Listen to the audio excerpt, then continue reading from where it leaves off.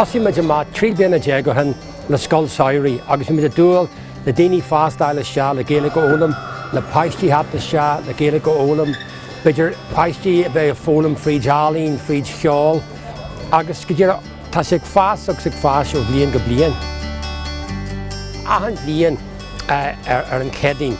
chuirimiid curú ar ghaoine aber le tá pobl Sínach an seo, pobl as Colombia, pobl as an Inge, pobl as Éireann an óia agus chuirimiid curútíí a hapan seo na blaiseadh dúin den cinnal bís a go héan agus sin bheith damhsa dragon agan as an Tsín agus go dtíar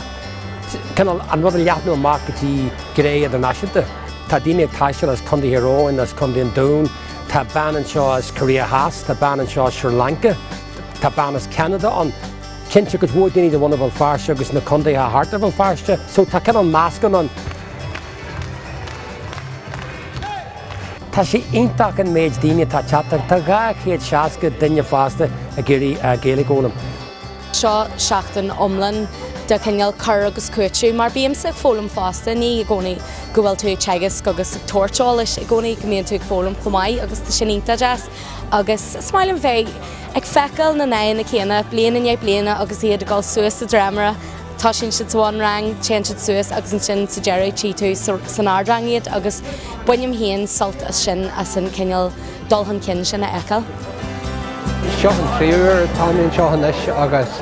chunam sult i gcónaí as mar crackan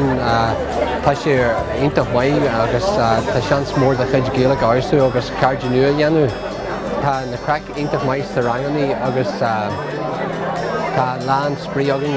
ag caint agus ag deanú cheol le héir suirí mar sin.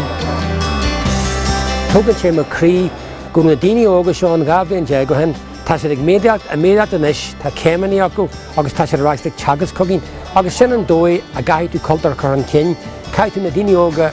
a bhallú a Arbert agus ligean dífa a rud héana an sin.